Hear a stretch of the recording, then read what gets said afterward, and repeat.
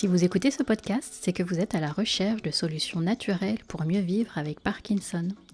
Je suis Tiffany Rossato, naturopathe, aromathérapeute et créatrice du premier podcast francophone dédié à la maladie de Parkinson au naturel. Une fois par mois, seul ou accompagné d'invités, je vous donne rendez-vous pour vous partager mes connaissances de naturopathe, donner la parole aux personnes atteintes, à leur entourage, ainsi qu'aux professionnels du bien-être et de la santé globale. À travers des conversations intimes et authentiques, ma mission avec ce podcast est d'explorer la réalité de la vie avec Parkinson et vous offrir des ressources pour prendre soin de vous naturellement. Informer, inspirer, partager des histoires de vie, des moments de joie et vous accompagner pour mieux vivre avec Parkinson au naturel, voici ce que vous aurez la chance de découvrir au fil des épisodes. Maintenant, à l'antenne.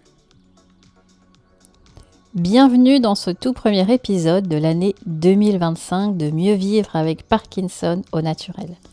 Je vous présente tous mes bons voeux pour cette nouvelle année, qu'elle soit à votre image, remplie de moments de joie avec vos proches et d'un peu plus de sérénité sur votre chemin de vie avec Parkinson. Je suis ravie de vous retrouver aujourd'hui. Je voulais que ce premier épisode de 2025 soit un peu spécial dans le sens où il va poser des bases essentielles pour cette nouvelle année. Alors aujourd'hui, je vous propose de redéfinir Parkinson à la lumière des dernières recherches scientifiques. En décembre dernier, j'ai publié un article dans la revue scientifique NDA Media. C'est la revue en ligne de l'ANAC, l'Association des naturopathes agréés du Québec. Ils ont un blog grand public dans lequel j'ai déjà écrit. J'allais dire cette année, mais en fait c'est l'année dernière. Et cette revue, elle est plus réservée aux professionnels, notamment en grande majorité les naturopathes. Alors pourquoi est-ce que je vous dis cela ? Parce que mon article était intitulé « Redéfinir Parkinson pour une meilleure compréhension et gestion de la maladie ». Je trouve cela très important que des professionnels aient ce genre d'informations, mais ma vocation première, mon souhait, mon combat ou ma mission en tant que naturopathe, c'est qu'un maximum de personnes qui cohabitent avec Parkinson aient le plus d'informations possible sur ce que la naturopathie peut leur offrir afin que chacun et chacune d'entre vous puisse faire des choix de santé les plus éclairés possibles.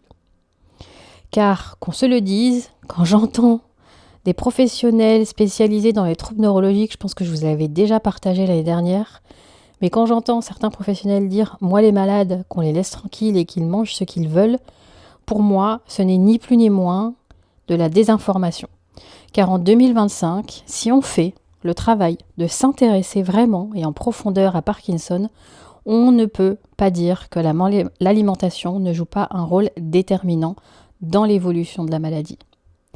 Bien sûr, l'alimentation seule ne suffit pas, mais on ne peut pas dire à une personne qui vit avec un trouble chronique que son deuxième cerveau n'a aucun lien avec son cerveau, que le microbiote n'influence pas la santé métabolique, que le nerf vague ne sert pas de communication bidirectionnelle entre les intestins et le cerveau. Là, je vous fais un petit recap de ce dont on a pu discuter dans ce podcast en 2024. Et moi, j'estime que notre rôle, ce n'est pas de choisir à votre place ou de vous dire ce que vous avez envie d'entendre, parfois, même si ça pourrait être plus simple, mais de vous donner, au meilleur de nos capacités et de nos connaissances actuelles, ce qui semble être la meilleure stratégie possible pour vous accompagner tout en respectant vos choix de santé globale. Bon, voilà pour une introduction. J'espère que vous êtes bien assis. On y va. Et si Parkinson n'était pas qu'un trouble neurologique, mais un trouble métabolique systémique ? Est-ce qu'on ne négligerait pas l'essentiel en se concentrant uniquement sur la perte de dopamine ? Voilà ce dont j'ai envie de discuter avec vous. Mais également, on va explorer comment il est possible de ralentir l'évolution de Parkinson grâce à des changements de mode de vie et des approches intégratives. Alors si vous vivez avec la maladie de Parkinson ou si un de vos proches est une ou un Parky Warrior, cet épisode est pour vous. Parce qu'il est temps, il est grand temps de redéfinir notre approche dans la conception et donc dans la compréhension de la maladie. Et pour non pas redéfinir comme cela par plaisir, mais vraiment pour avoir une meilleure gestion de Parky, et oui, de discuter des stratégies qui peuvent être mises en place pour ralentir son évolution et pour, in fine, améliorer votre qualité de vie. Alors, est-ce que Parkinson serait plus qu'un trouble neurologique ? J'ai envie de commencer par une question simple. C'est quoi la maladie de Parkinson au fond ? Je suis pas mal sûre que la majorité d'entre vous pense probablement au tremblement, aux difficultés motrices, à la perte de contrôle des mouvements, qui est douloureuse et frustrante. Et c'est vrai, bien évidemment. Ces troubles physiques sont bien réels. Mais ces troubles moteurs ne sont que la partie visible de Parkinson. Imaginez un immense iceberg qui flotte sur l'océan. Ce que vous voyez à la surface, ce sont les tremblements, les rigidités, les difficultés de mouvement. C'est ce qui frappe à l'œil. Mais sous l'eau, l'iceberg est vaste, large et profond. C'est là que résident les symptômes non moteurs, comme les troubles du sommeil, la dépression, l'anxiété, la constipation, la fatigue chronique, la perte de l'odorat, etc., etc. Et certains de ces troubles se manifestent parfois des années avant les tremblements et avant l'annonce du diagnostic. Or, même si bien évidemment les troubles moteurs sont essentiels, les troubles non visibles impactent profondément la qualité de vie des Parky Warriors. Alors où est-ce que je veux en venir avec tout ça ? Eh bien, si on ne voit que la surface de l'iceberg, donc la partie émergée, c'est comme si on ne comprenait pas vraiment Parkinson. Et ça a comme conséquence le fait qu'on passe à côté des causes profondes de la maladie. Voilà pourquoi la redéfinition de Parkinson entre en jeu. En 2024, en 2025, est-ce encore vraiment correct de dire que Parkinson est une maladie neurodégénérative ? En effet, les recherches récentes suggèrent qu'il ne s'agit pas uniquement d'un problème de neurones dans le cerveau, mais plutôt d'un trouble métabolique systémique dans le sens où ce ne sont pas uniquement les neurones du cerveau qui sont touchés, mais l'ensemble des neurones, ou les neurones tout simplement. En d'autres termes, ce n'est pas seulement le cerveau qui est affecté, mais tout le corps. Et ce changement de perspective, il ouvre non seulement la voie à des approches complémentaires à la médecine allopathique, ou conventionnelle, appelez-la comme vous voudrez, mais ça nous demande, à nous, professionnels, de changer la façon dont on gère la maladie. On ne peut plus se contenter d'une seule et unique approche. Et c'est ce que nous montrent certains neurologues, chercheurs comme Matthew Phillips. Cette nouvelle compréhension de la maladie nous amène vers une nouvelle gestion de celle-ci.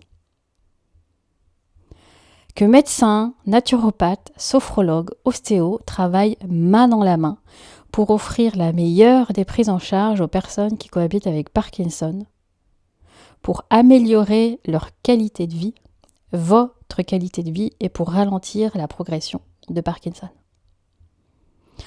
Alors, ceci étant dit, je vous propose maintenant de continuer dans la compréhension de Parkinson. Je vous ai parlé déjà à 2 reprises de troubles métaboliques systémiques. Pour comprendre cette notion de trouble métabolique systémique, il faut avant tout parler des mitochondries. Je vais faire appel à votre mémoire Vous vous souviendrez peut-être de vos vieux cours de biologie où on décrivait les mitochondries comme les centrales énergétiques de vos cellules.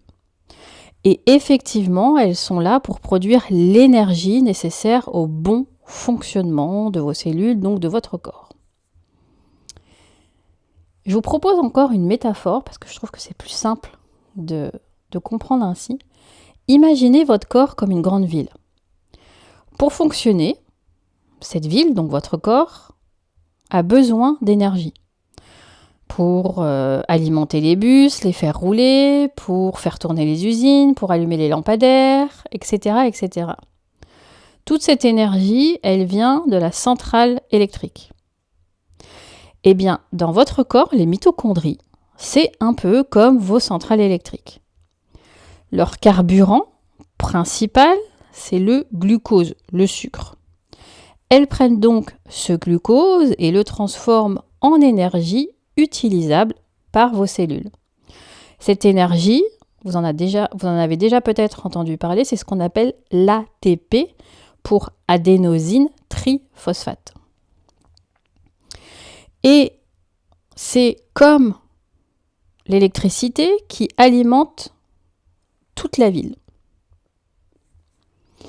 Si vous donnez à vos centrales électriques du glucose de mauvaise qualité, comme du sucre raffiné, des aliments ultra transformés, eh bien c'est un peu comme si vous mettiez du mauvais carburant dans vos centrales électriques ou encore dans votre voiture. Alors, vous allez me dire, oui, mais bon, elle fonctionne quand même. Alors oui, elle va fonctionner, pas de manière optimale, mais elle va quand même se débrouiller. Et comme toute centrale électrique, elle produit aussi des déchets. Et donc forcément, elle va produire des déchets en excès, elle va s'encrasser, et à la longue, la ville entière, donc votre corps, va en pâtir. Vous allez avoir de la fatigue, du brouillard mental, et à la longue, des maladies peuvent s'installer. En revanche, si vous donnez à vos mitochondries du glucose de qualité, comme ce que vous pouvez trouver dans les fruits, dans les céréales complètes, eh bien, c'est comme utiliser du carburant premium. La centrale tourne à plein régime, elle est super contente, l'énergie est propre, la ville fonctionne superbement bien. Alors ça, c'est le rôle premier des mitochondries, mais elles ont plusieurs autres rôles que je ne développerai pas forcément ici. Ce que je veux que vous reteniez, c'est qu'elles sont un peu comme des usines recyclables. Elles ne se contentent pas de produire de l'énergie, mais comme on l'a dit, elles gèrent aussi les déchets. Donc, si elles fonctionnent mal, je le répète, eh bien, les déchets s'accumulent et ça peut causer des pannes dans la ville ou des problèmes dans votre corps. En résumé, les mitochondries, c'est quoi ? C'est des centrales électriques. Leur carburant principal, le glucose, mais pas que, on le verra plus loin, on en reparlera. Il y a d'autres sources de carburant. Leur job, transformer ce que vous mangez en énergie et gérer les déchets, entre autres. Est-ce qu'elles sont importantes ? C'est simple. Sans elles, il n'y a pas de lumière, il n'y a pas de mouvement, il n'y a pas de vie. Quand elles fonctionnent bien, toute la ville est contente, donc votre corps est en pleine forme. Bon, je pense que vous avez compris, on réalise là déjà à quel point ce qu'on mange peut avoir un impact direct sur notre énergie, mais surtout sur notre santé. Je vous pose maintenant la question suivante. Que croyez-vous qu'il se passe si ces centrales électriques commencent à dysfonctionner ? Si elles sont trop petites, ou qu'elles ont un défaut dans leur structure, ou encore si elles sont en nombre insuffisant. Est-ce que vous pensez qu'elles vont produire assez d'énergie ? Qu'elles vont être capables de gérer les déchets ? En plus des autres fonctions qu'elles doivent remplir, comme moduler la réponse inflammatoire ou encore participer à la régénération de vos tissus. Eh bien, c'est ce que Matthew Phillips explique très bien. Donc Matthew Phillips, je le répète, c'est un neurologue et chercheur vraiment reconnu. Il a très bien montré que c'est ce qui arrive dans la maladie de Parkinson. Les mitochondries, elles sont en nombre insuffisant, donc il n'y en a pas assez. Elles sont de taille et de forme anormale. Leur fusion et leur division sont altérées. Leur mobilité au sein des neurones, elle est limitée. Et l'énergie qu'elle génère, qu'elle produit, est insuffisante. Quand on sait que les neurones, ce sont les cellules qui contrôlent les mouvements et qu'elles sont très exigeantes en énergie, de mémoire, on estime qu'elles ont besoin de 20% d'énergie supplémentaire par rapport aux autres cellules. Et bien, si vos mitochondries ne fonctionnent pas correctement, vos neurones vont commencer à la longue à en souffrir, à mourir.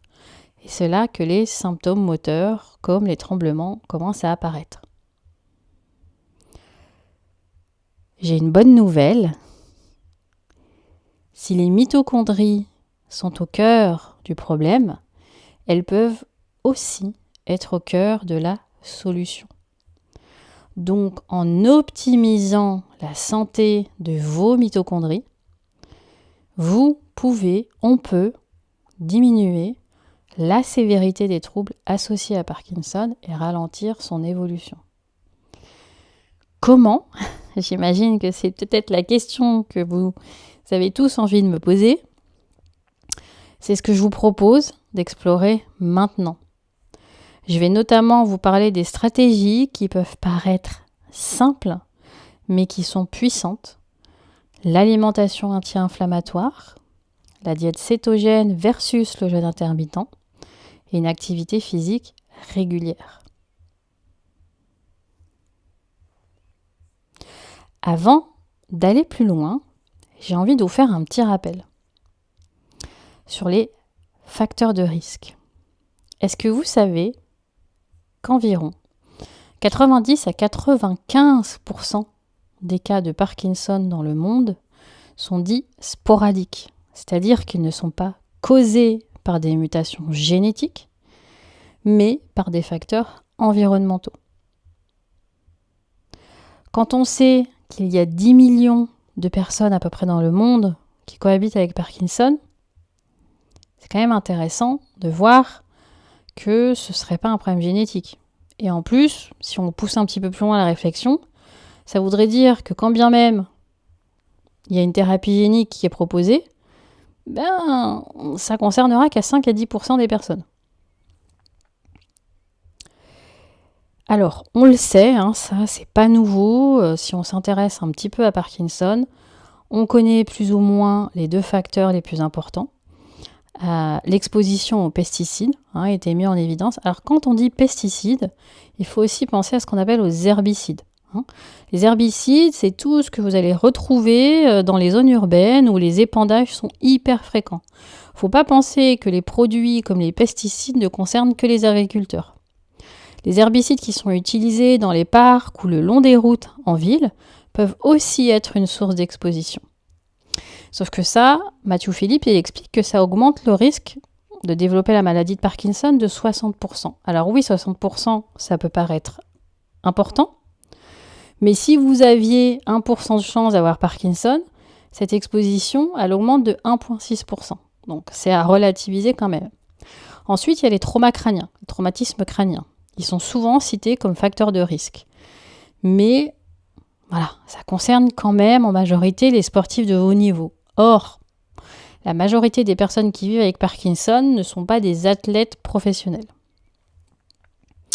Et c'est là, en fait, où il a poussé sa réflexion et il a mis en lumière des éléments qui sont souvent ignorés par la communauté scientifique, comme une alimentation inadaptée et déséquilibrée.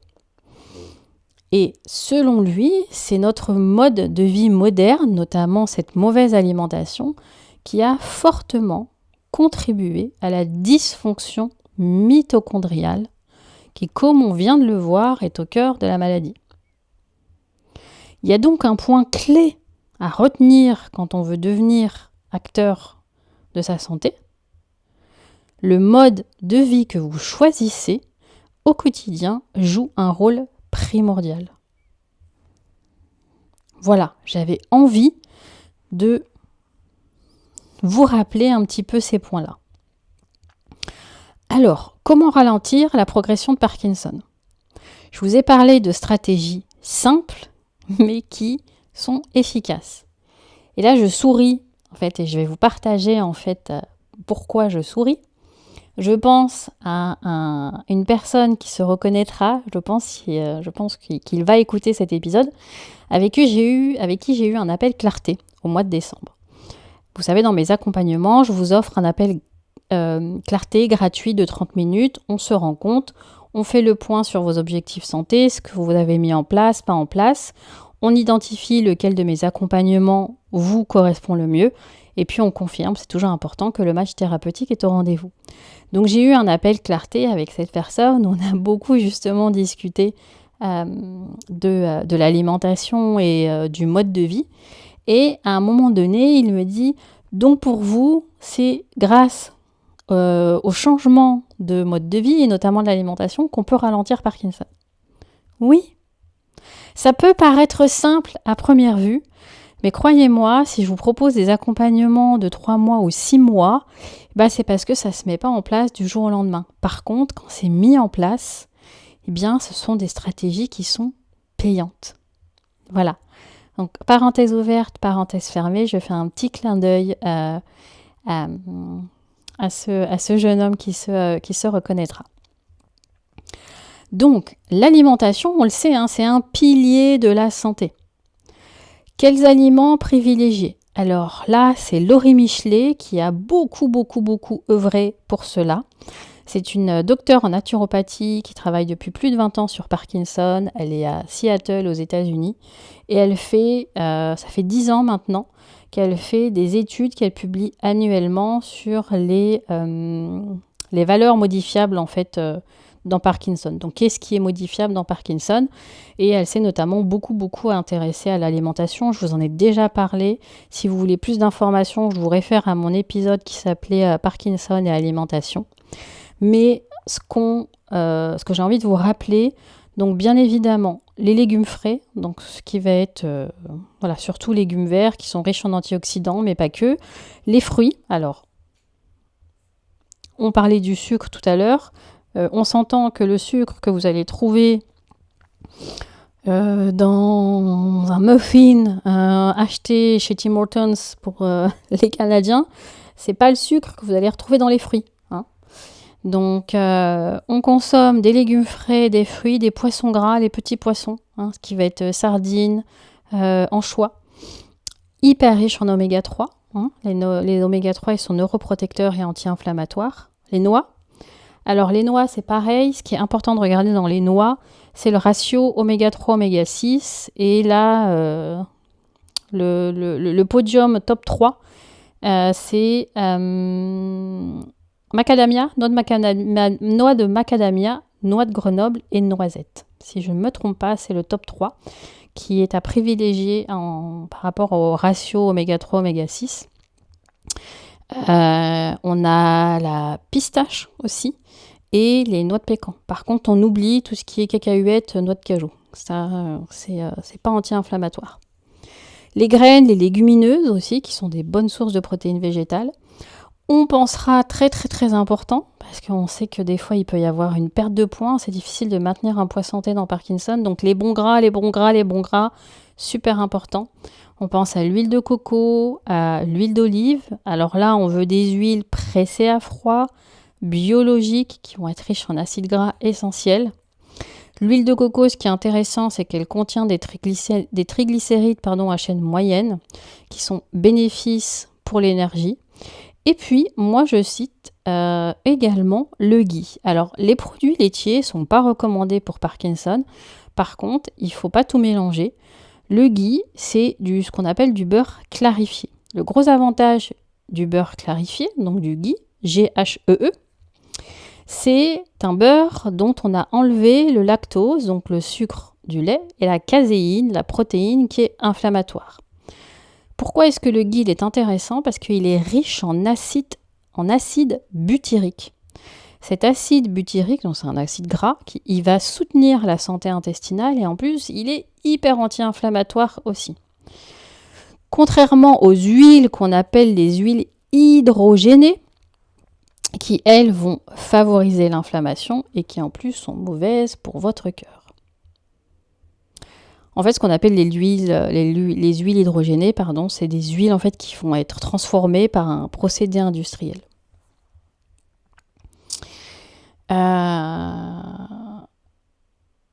On évite. Qu'est-ce qu'on évite maintenant qu'on a vu ce qui est à privilégier?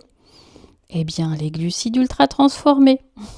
Et quand je dis glucides ultra transformés, c'est le pain blanc, les pâtes, les gâteaux, les sucreries, les bonbons, le chocolat au lait, le chocolat blanc, les produits laitiers, tout ce qui va être aliments frits, la viande, notamment le bœuf et le porc. Si vous voulez consommer de la viande un coup de temps en temps, occasionnellement, on va privilégier le poulet ou la dinde. Et là encore, il ne suffit pas de dire ça, il faut regarder d'où proviennent les volailles. Bien évidemment, si on consomme des volailles qui ont été bourrées d'antibiotiques, qui ont été chlorinées à souhait pour les faire gonfler, ça ne nous intéresse pas.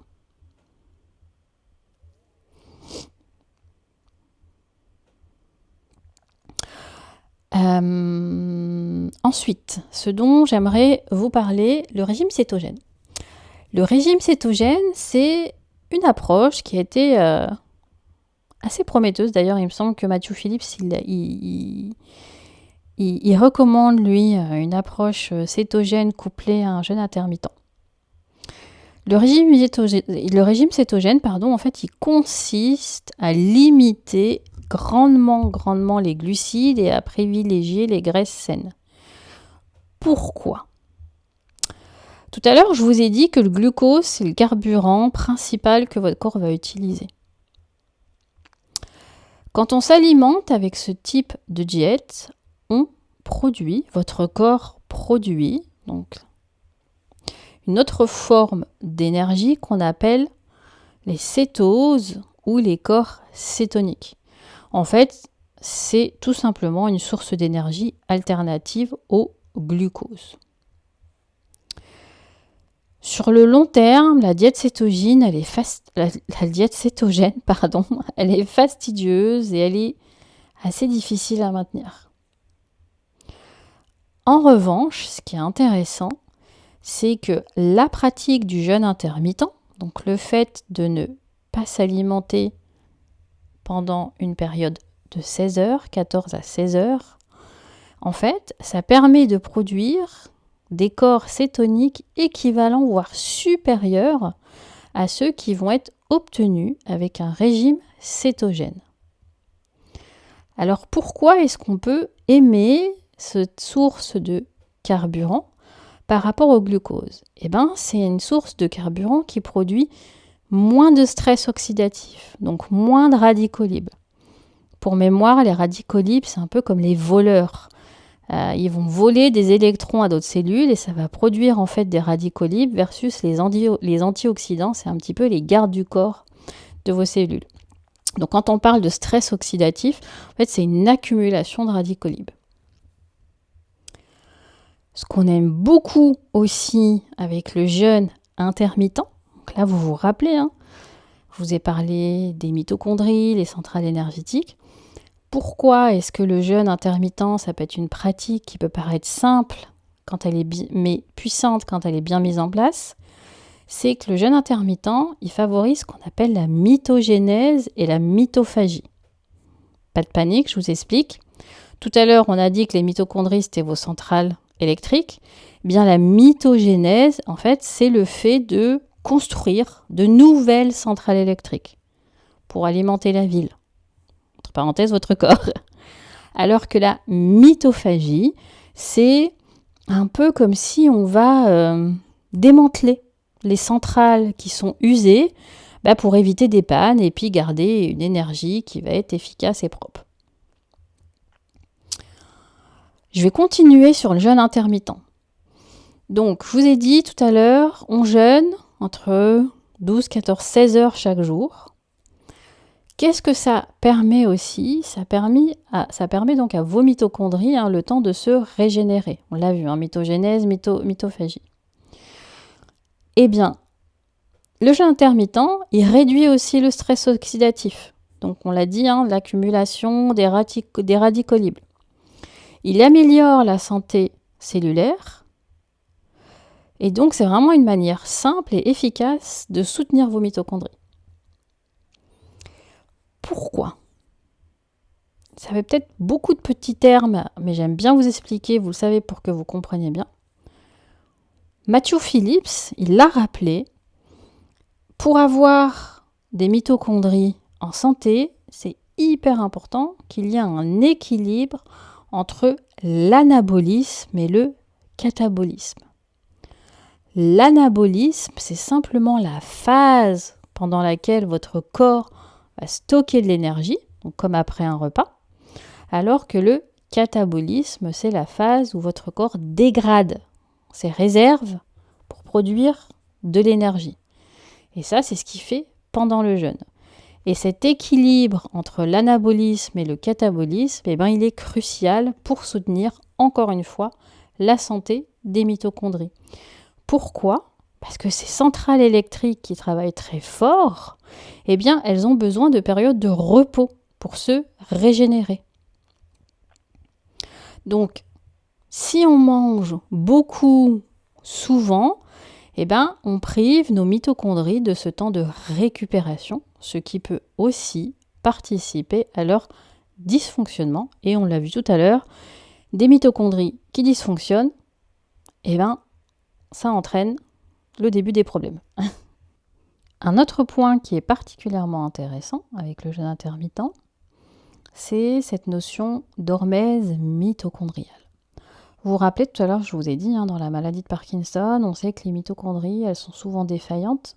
Elles sont soit en nombre insuffisant, de taille anormale, ou elles ne produisent pas assez d'énergie. Petit rappel, cela conduit à un stress oxydatif, à une perte d'énergie et à finalement la mort des neurones.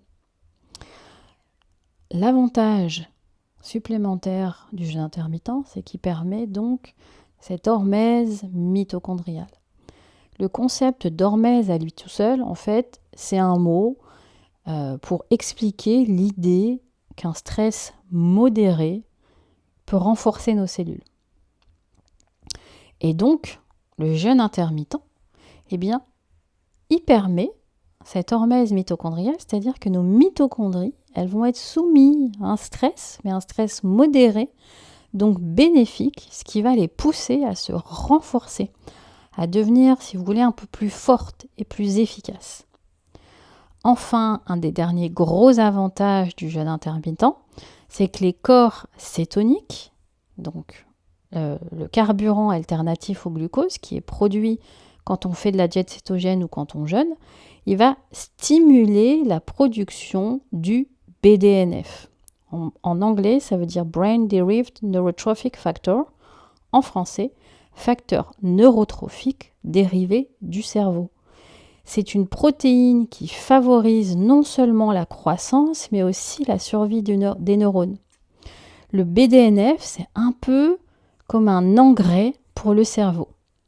Il joue un rôle clé dans la réduction de l'inflammation et dans la protection neuronale.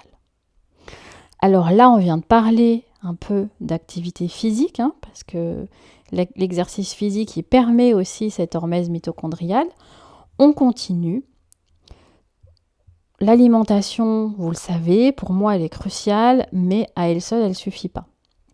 Et bien là aussi, les études montrent que l'exercice, comme la marche, le yoga, la danse, mais aussi tout ce qui va être renforcement musculaire, il réduit la sévérité des symptômes et il permet de ralentir l'évolution de Parkinson. On parle de 30 minutes qui commencent statistiquement à être significatifs à partir de 3 fois par semaine, mais 30 minutes 4 fois par semaine commencent vraiment à être statistiquement significatifs quand on regarde, là je fais référence aux études de Laurie Michelet, quand on regarde vraiment les facteurs modifiables qui permettent de ralentir l'évolution de Parky. Et donc, on voit que, comme par hasard, ces stratégies, en fait, dont on vient de parler, elles permettent de renforcer vos mitochondries, de stimuler la production du BDNF, cette protéine qui est anti-inflammatoire et qui protège vos neurones. Donc, voilà pourquoi, en mettant en place ces changements dans votre mode de vie, eh bien, vous avez la possibilité d'avoir un impact positif sur la progression de Parkinson. Il y a un dernier point, parce que c'est très important de comprendre ce qui se passe, mais, et je le vois dans mes accompagnements, c'est important aussi pour vous d'avoir du concret, d'avoir du tangible, d'avoir quelque chose sur lequel vous pouvez vous baser pour voir comment vous évoluez. Et là, j'aimerais vous parler en fait d'un outil qui est hyper intéressant pour mesurer les progrès. Parce que vous allez me dire, Tiffany, tout ça c'est super, mais comment je fais pour savoir si mes efforts portent leurs fruits ? Eh bien, c'est là qu'entre en jeu ce qu'on appelle le score, le ProPD Score. C'est une échelle, un outil assez fascinant qui nous aide à comprendre comment les changements de mode de vie que vous mettez en place influencent positivement l'évolution de la maladie de Parkinson. Moi, je l'utilise dans mes accompagnements. Il y a plusieurs paramètres à prendre en compte pour le calculer. Et encore une fois, eh bien, ce défi, c'est un défi qui a été relevé par Laurie Michelet.